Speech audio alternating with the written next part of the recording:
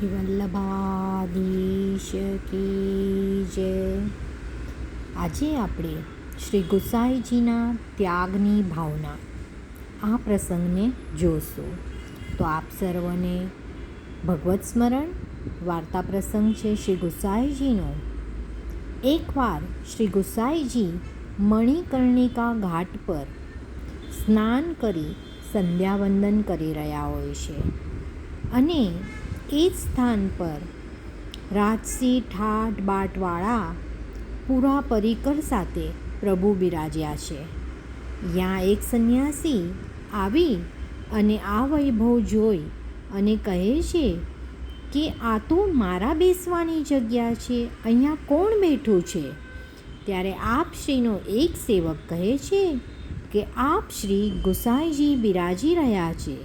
ત્યારે સંન્યાસીને ગુસ્સો આવે છે અને એ દ્વેષપૂર્વક કહે છે કે ऐसा भला कौन सा गुसाई जो इतना संग्रह करता है, यह सब दान कर दे तो हम माने.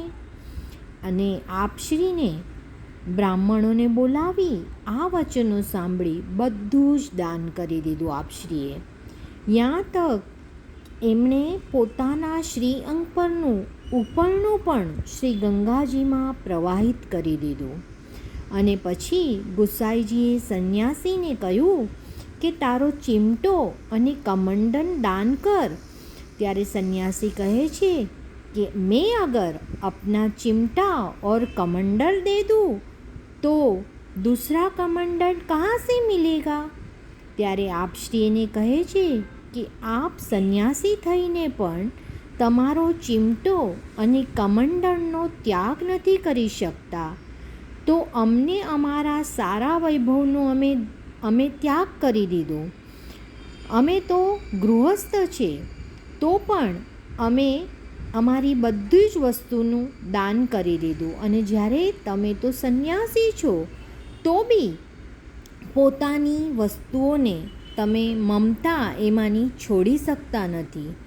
અને તમને શું ઈશ્વર પર ભરોસો નથી? ત્યારે સંન્યાસી ખૂબ લજ્જિત થઈ જાય છે અને શ્રી ગુસાઈજીની શરણમાં આવી અને એમને વિનંતી કરે છે.